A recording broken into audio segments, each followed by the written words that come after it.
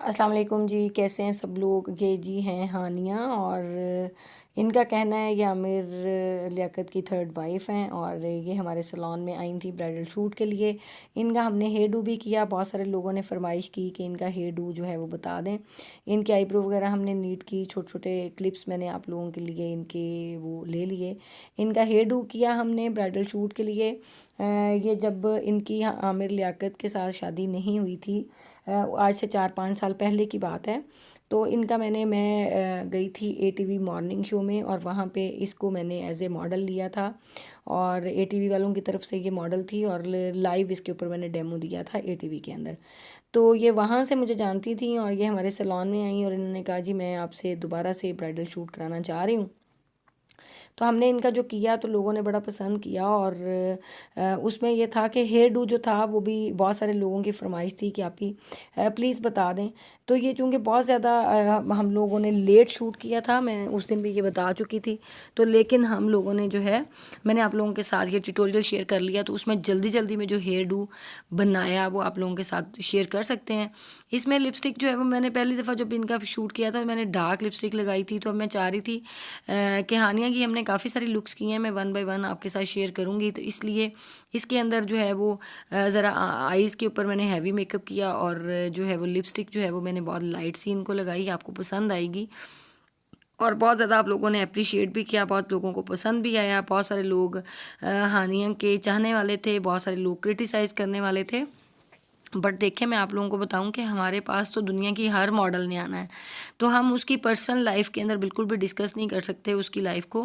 हमारे पास जस्ट वो शूट के लिए आई और शूट करा के वो चली गई वापस। तो बहुत सारी मॉडल्स आती हैं और वो वापस चली जाती हैं। तो इसलिए जो है वो एज ए ह्यूमन बीइंग और एज ए मुस्लिम जो है मैं ज़रूर रिस्पेक्ट करती हूँ हर उस औरत की जो हमारे पास चल के ख़ुद आती है, और हमें एहतराम भी करना चाहिए, रिस्पेक्ट भी करना चाहिए। बाकी हर बंदे की अपनी पर्सनल लाइफ है, उसके अंदर क्या इश्यूज़ हैं क्या नहीं हैं वो अल्लाह की ज़ात बेहतर जानती है।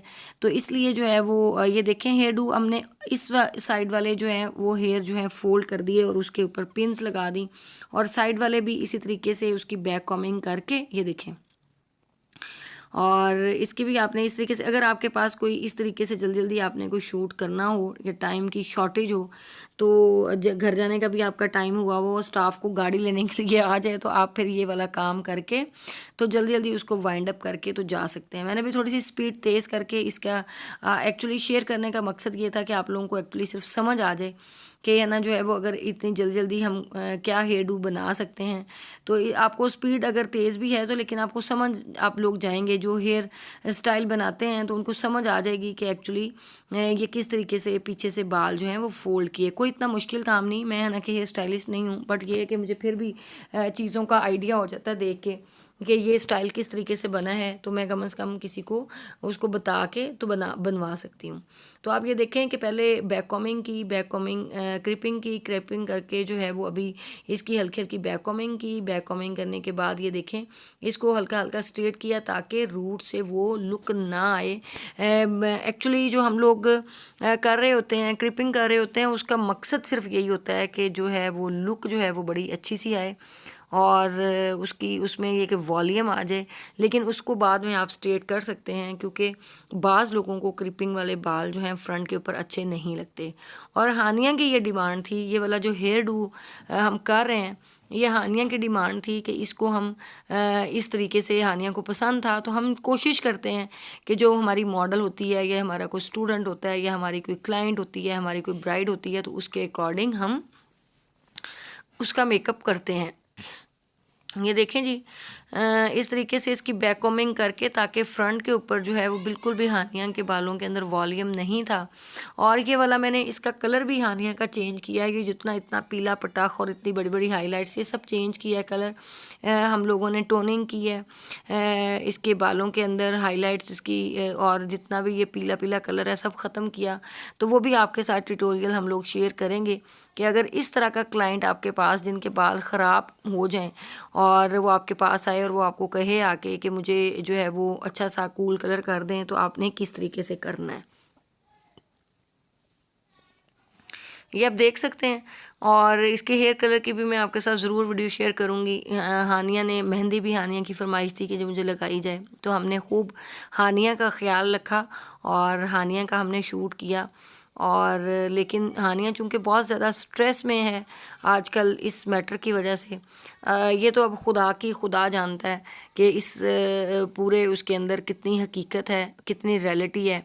लेकिन अल्लाह ताला से हम यही दुआ करते हैं कि जिसके हक़ में जो बेहतर हो अल्लाह ताला वो फ़ैसला कर दें, क्योंकि अल्लाह ताला हमारे आने वाले वक़्त के बारे में, हमारे बारे में वो बहुत ही ज़्यादा 70 माओं जितनी अल्लाह ताला हमसे प्यार करते हैं। तो कभी भी अपने बंदे के लिए जो है वो, चूँकि अल्लाह है और अल्लाह के लिए जो है वो सब इंसान जो है वो अल्लाह 70 माँ का तो एक का प्यार बहुत ज़्यादा होता है। तो इसलिए अल्लाह ताला से यही दुआ हम सब करते हैं कि अल्लाह ताला हानिया के लिए भी वो अच्छा करें और आमिर लियाकत के लिए भी वो अच्छा करें। और हर उस मुसलमान के लिए जो तकलीफ़ के अंदर हैं, जो किसी किसी मुसीबत में हैं, तो अल्लाह ताला हम सब की मदद फ़रमाएँ, आमीन। ये देखें आगे फ्रंट वाले बालों को लेके सेंटर के अंदर से वो मांग निकाल के थोड़े से कर्ल्स, क्योंकि आगे वाली बहुत शॉर्ट हानिया के ये हेयर थे, तो उसके कर्ल्स हमने थोड़े से करने थे, क्योंकि माथा अगर आपका बड़ा हो और माथे के ऊपर बाल भी ना हो, तो आपने उसको किस तरीके से फिर जो है आगे बैक कॉमिंग करके, और उसके बिल्कुल भी वॉल्यूम ये देखें साइड के ऊपर नहीं है, तो आपने उसको किस तरीके से जो है वॉल्यूम देना है और किस तरीके से आपने आपने लेकिन वॉल्यूम, चूँकि इसका लंबा फेस है और इसको आप ज़्यादा वॉल्यूम दे नहीं सकते। लेकिन चूँकि हानिया कह रही थी कि मुझे इसी तरह का हेयर डू चाहिए, तो हानिया की खुशी के लिए फिर हमने ये वाला हेयर डू बनाया है। और मेरी एक वर्कर ने ये हेयर डू उनका बनाया, लेकिन अच्छा बनाया, अच्छा लग रहा था। लेकिन अगर ज़्यादा लंबा या ऊंचा कर देते तो वो अच्छा नहीं लगना था। इस तरीके से आपने ये जो दो पहाड़ हैं छोटे छोटे, तो इनके अंदर आपने बैक कॉमिंग करके इस तरीके से आपने उसको फोल्ड करते जाना है, मोल्ड करते जाना है। जो हेयर स्टाइलिस्ट लड़कियां हैं तो उनको आई थिंक सो ये ज़्यादा अच्छे तरीके से समझ आ जाएगी।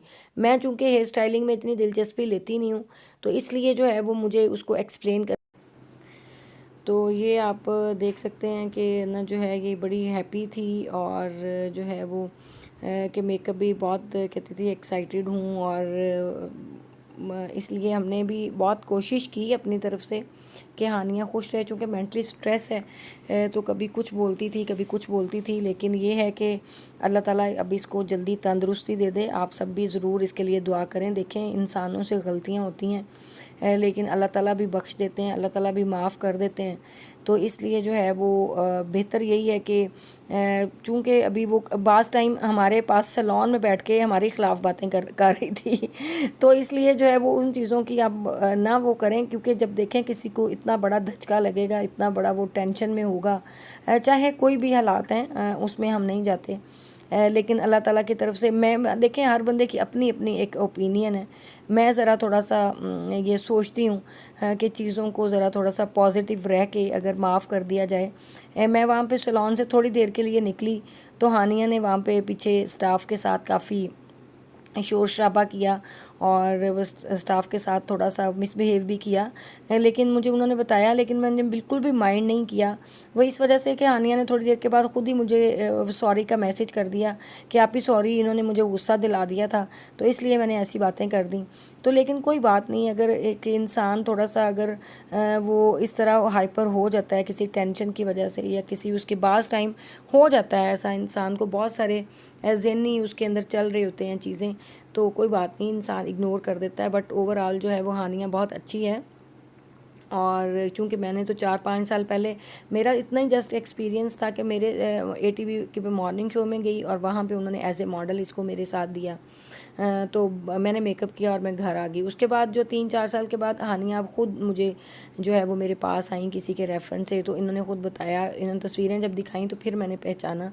लेकिन चूँकि अब वो बहुत ज़्यादा वीक भी हो गई है, थोड़ा सा मेंटली भी स्ट्रेस में है, तो हानिया के अम्मी अब्बू से भी मेरी मुलाकात हुई, तो वो भी यही कह रहे थे कि हम भी ये चाहते हैं कि ये बिज़ी थोड़ा सा रहे और खुश रहे, और ये इंशाल्लाह अपनी ज़िंदगी की तरफ जल्द लौट आएगी।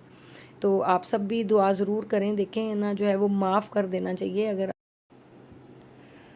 तो ये देखें जी, इतना खूबसूरत सा एलिगेंट सा उसका हेयर डू हमने हानिया का किया। हानिया की खुशी को बरकरार रखते हुए, उसके मद्देनज़र रखते हुए हानिया को ये वाला हेयर डू कराना था।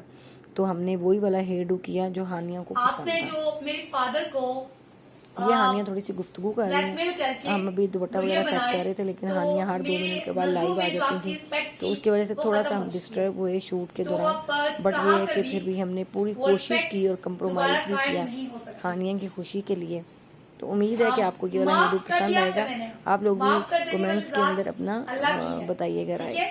तो मैं माफ कर चुकी हूँ, लेकिन मेरी मर्जी कि मैं साथ रहूं या ना रहूं, मैं कराची रहूं, इस्लामाबाद रहूं, लाहौर रहूं, पेशावर, व्हाटएवर, जहां मेरा दिल करता है। ये मेरी लाइफ है। मैं नहीं चाहती कि कोई मुझे एडवाइस दे कि तुम, हेलो जैनब कैसी हो।